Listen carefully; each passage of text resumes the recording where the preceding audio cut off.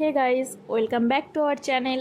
আমার নতুন একটা ভিডিওতে তোমাদের সবাইকে অনেক অনেক স্বাগত। তো বেশ অনেক দিন পর আমি আবার আমার দৈনন্দিন জীবনের একটা ডেলি ব্লগ নিয়ে তোমাদের সামনে হাজির হলাম। আশা করি তোমাদের ভালো লাগবে। তো সবার আগে যেটা জিজ্ঞেস করা উচিত আমার, যে তোমরা সবাই কেমন আছো। তো তোমরা তো নিশ্চয়ই আইডিয়া করতে পেরেছো আমরা ভালো নেই, আর সেই জন্যেই প্রায় 1 মাস ভিডিও আপলোড করতে পারিনি। তো আজকে কিন্তু দেখো, সকাল সকাল ঘুম থেকে উঠেই চলে এসেছিলাম আমার বারান্দা বাগানে। তার কারণ এটা তো ছাদ বাগান বলতে পারবো না, যেহেতু আমার এটা একটা বারান্দা। তো সেই জন্যই বললাম এটা বারান্দা বাগান আমার। তো দেখো, আমার বারান্দা বাগানে কত সুন্দর ব্রাহ্মী শাক হয়েছে। আর এখন যেহেতু বর্ষাকাল, কত সুন্দর বড় বড় হয়েছে, তাই না? এই গামলাটার মধ্যেই লাগিয়েছিলাম ব্রাহ্মী শাকগুলো, আর চারদিক থেকে উতলে পড়ছে ব্রাহ্মী শাকে। তো যাই হোক, আমি ভাবলাম যে আজকে একটু কেটে এই বারান্দা বাগানের ফ্রেশ ব্রাহ্মী শাক বানানো যাক, আর সেটা তোমাদের সাথেও শেয়ার করা যাক।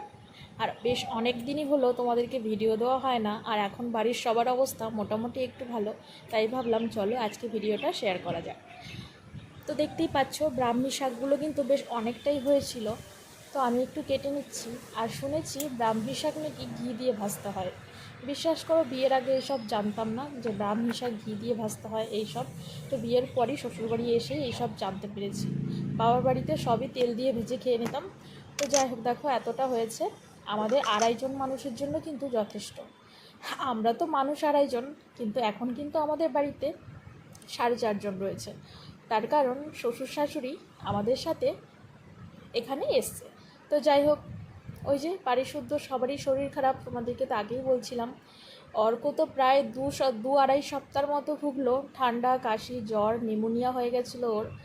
আর আমারও শরীর খারাপ ছিল একটু, মানে ওই সেম ঠান্ডা কাশি। হাজব্যান্ডেরও তাই। এবং শ্বশুর আর শাশুড়ির মা, মানে শ্বশুরমশাই শাশুড়ি মাও এখানে আছে। শ্বশুরমশাইয়ের আগেই একটা চোখ অপারেশন হয়েছিল, আর সেকেন্ড চোখটা এখন অপারেশন হবে। যার জন্য পুরোটা মানে বাড়ির সমস্ত মানুষগুলোই একদমই ভালো নেই। তাই পুরোটা মিলিয়ে মিশিয়ে সামলে উঠতে আমার বেশ 1 মাস সময় লেগে গেল। তাই আমি ভিডিও করতে পারিনি এতদিন। তো যাই হোক, আমি এখন কোনো অজুহাত দিতে চাইছি না। তো দেখো, আমি ছাদের আমি ব্রাহ্মী শাকগুলো কেটে সবার প্রথমেই চলে এসেছি রান্নাঘরে এই কড়াইটাকে একটু ঘষা মাজা করতে। তো তোমরা যারা আমার রেগুলার ভিউজার আছো তারা তো জানোই, এই কড়াইটাকে নিয়ে কিন্তু আমি মাঝামাঝি বসি এটাকে একটু পরিষ্কার করার জন্য। তো দেখো, আজকেও সেই চেষ্টা করছিলাম। আজকে একটু ছুরি দিয়ে করার চেষ্টা করছিলাম, বেশ ভালো পরিষ্কার হচ্ছিল, কিন্তু হঠাৎ করেই আমার হাতটা কেটে গেল। তো যাই হোক, যার জন্য বাড়িতে একটু বরের কাছে বকাও খেলাম। কিন্তু কি করব বলো, এই কালো কড়াই নিয়ে ভিডিও করতে একদমই ভালো লাগে না। কিন্তু কিছু তো করারও নেই, এটা তো আর একদিন দুদিনে উঠবেও না। তাই যখনই সময় পাই আমি এটাকে নিয়ে একটু বসি, একটু ঘষা মাজা করতে। তো দেখো, অনেকটাই পরিষ্কার কিন্তু হয়ে গেছে, আর একটু হলেই হয়ে যায়। তো যাই হোক, এইদিকে দেখো বাড়ি শুদ্ধ সবাই শরীর খারাপ থেকে উঠেছে, যার জন্য আজকে ভাবলাম রুই মাছ দিয়ে একটু পেঁপে দিয়ে পাতলা করে ঝোল বানাবো। আর বানাবো ব্রাহ্মী শাক, ওই যে ঘি দিয়ে ভাজবো ব্রাহ্মী শাক। সত্যি কথা বলতে, বাবার বাড়িতে থাকা অবস্থায় মানে বিয়ের আগে সেভাবে তো কখনো রান্নাবান্না করতাম না, মাই সবটা করতো। কিন্তু তবুও মাঝে মাঝে কিছু কিছু রান্না করতাম। এমনটা একদমই ছিল না যে আমি কোনো রান্নাবান্না করতে পারতাম না, বিয়ের পরে এসে সব শিখেছি, এমনটা কখনোই নয়। মানে আমার শাশুড়ি মা কখনোই বলতে পারবে না যে আমি বিয়ের পর কিছুই করতে পারতাম না। আমার বাবার বাড়ি থেকে কিন্তু আমি প্রায় সব কাজই করতে পারতাম। মানে আমার মা সব সময় বলতো, মেয়ে হয়ে যখন জন্মেছো বিয়ে তোমাকে একদিন করতেই হবে। আর তাই বাবার বাড়ি থেকেই সমস্ত কাজ শিখে যাও, কারণ মায়ের মতো করে কেউ শেখাবে না। দ্বিতীয় কথা, শ্বশুরবাড়ির লোক যখন বলবে যে তুমি এটা পারো না ওটা পারো না, তখন শুনতে ভালো লাগবে না। তাই সমস্ত কাজ শিখে যাও, যাতে তোমাকে কখনো কেউ কিছু বলার সুযোগ না পায়। তো সত্যিই তাই, মায়ের কথা মতো সমস্তটাই একটু একটু করে মায়ের কাছে শিখেছিলাম। কিন্তু তবুও শেখার তো কোনো শেষ নেই।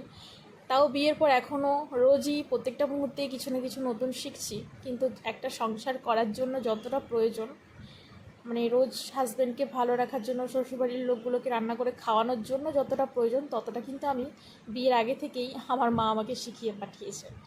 তো যাই হোক, দেখো, তো মা কিন্তু দেখতাম ব্রাহ্মী শাক বলে যে কোনো শাকই বলো না কেন তেলেই ভাজতো। মানে সত্যি কথা বলতে আমরা জানতাম না যে ব্রাহ্মী শাক ঘি দিয়ে ভাজা হয়, সেটা কিন্তু শ্বশুরবাড়ি এসেই জানতে পেরেছি। আর এদিকে দেখো, যেহেতু পেঁপে দিয়ে আলুর ঝোল করব, তো তোমরা তো জানোই আমি একটু শিলনোড়াতে মশলা বাটাটাই বেশি পছন্দ করি। সেই জন্য আমার প্রয়োজন ছিল একটু আদা বাটা, তাই আমি একটু আদা বাটা আদা বেটে নিয়েছিলাম। আর এদিকে একটু কাঁকরোলও ভেজে নিয়েছিলাম। তো তোমাদেরকে তো বলাই হয়নি, শ্বশুর শাশুড়ি আমাদের এখানে এসছে বেশ অনেক দিনই হলো, আর আমরাও কিন্তু কালকে যাচ্ছি বোলপুর। তো এগুলো আর তোমাদের সাথে শেয়ার করা হয়নি, তার কারণ ওই যে বললাম, বাড়িতে যদি বাচ্চা অসুস্থ থাকে তাহলে কিন্তু কিছুই ভালো লাগে না। আর আমাদের ছেলেটা এবার প্রচণ্ড ভুগলো, মানে নিউমোনিয়া হয়েছিল, তো তোমরা বুঝতেই পারো কী অবস্থা হয় বাড়িতে যদি একটা বাচ্চার নিউমোনিয়া হয়। তো সেই অবস্থার মধ্যে দিয়েই আমি এতগুলো দিন পার করলাম, শুধু আমি নয়, বাড়ির প্রত্যেকটা সদস্য। আর এখন অর্ক ভালো আছে, তো যার জন্য আজকে থেকে আমি আবার ভিডিওটা শুরু করলাম।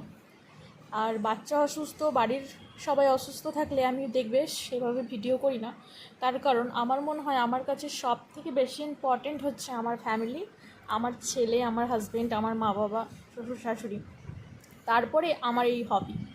আমি ফ্যামিলি সামলে, আমার ছেলে সামলে, মা বাবা, শ্বশুর শাশুড়ি, মানে এক কথায় আমার এই পুরো সংসারটাকে সামলে তারপরে আমি যেইটুকু সময় পাই সেইটুকুই আমার ইচ্ছেটাকে পূরণ করার চেষ্টা করি, সেটা হচ্ছে এই ভিডিওর মাধ্যমে। তাই আমার ফ্যামিলির আগে কিন্তু আমার ভিডিও নয়, তাতে আমার ভিডিও তোমরা দেখো বা না দেখো, আমার চ্যানেলটা গ্রো করুক বা না করুক, আমার ভিডিও থেকে আর্নিং হোক বা না হোক, মনিটাইজেশন অন হোক বা না হোক, তাতে আমার বিন্দুমাত্র কিছু যায় আসে না। এই ভিডিও করাটা হচ্ছে আমার হবি। আর আমার পুরো সংসারটা সামলানোর পর, আমার ছেলেকে পুরোপুরি সময় দেওয়ার পর আমি যতটা টাইম পাই ততটাই আমার এই ছোট্ট স্বপ্নটাকে পূরণ করার চেষ্টা করি। তো তোমরা তো দেখতেই পেলে দুপুরবেলা রান্নাবান্না তো হয়েই গেছিলো, আর এখন দেখো রাতের বেলা করেছিলাম একটু পনির আর একটু রুটি। রাতের বেলা রুটি বানানোর একটাই কারণ ছিল, কালকে আবার সকাল সকাল বেরিয়ে পড়তে হবে, সেই জন্য সকালে যদি একটা রুটি বেঁচে থাকে তাহলে আমি খেয়ে বেরোতে পারবো, কারণ আমি খালি পেটে একদম জার্নি করতে পারি না, আর অত সকালে রান্না করার মতো অবস্থাও থাকবে না।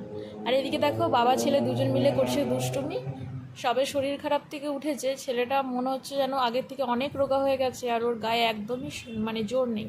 তো যাই হোক, আস্তে আস্তে হয়তো ঠিক হয়ে যাবে, এখনও খুব দুর্বল ক্লান্ত, শুধু ঘুমিয়ে যায়। মানে আগে যেই ছেলে সারাদিনে ঘুমাতো না, সেই ছেলে এখন ধরতে গেলে মনে হয় সারাদিনই শুয়ে থাকতে পারলেই ওর ভালো লাগে। তো এই দুদিন ধরেই দেখছি একটু দুষ্টুমি করতে শুরু করেছে সবে সবে, আর ও যদি দুষ্টুমি না করে তাহলে এখন আমার একদম ভালো লাগে না।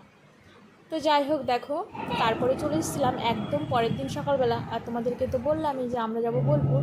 আর দেখো এদিকে বোলপুর যাওয়ার জন্য কিন্তু রেডি হয়ে বেরিয়ে গেছি, আছি অটোতে। আর আজকে সকালে ছিল আমাদের ট্রেন। তো দেখো এদিকে কথা বলতে বলতে মাঝখানে আর ভিডিও করা হয়নি, তারপরে পৌঁছে গেছিলাম বোলপুর স্টেশনে। আর এদিকে দেখো বাবা কিন্তু, মানে আমার বাবা দেখো তার নাতিকে দেখার জন্য চলে এসছে, মানে তারা তর সইছে না। মানে বোলপুরে আমরা দুদিন ছিলাম ঠিকই, আমরা বাবার বাড়িতেও যাব, প্রথমে যেহেতু শ্বশুরবাড়িতে গিয়ে ঢুকবো, তারপর ওখানে দুদিন থেকে বাবার বাড়ি যাব, সেই জন্য দাদুর আর তর সইছে না, তাই নাতিকে দেখতে এসছে। যাই হোক, এই ভিডিওটা এখানে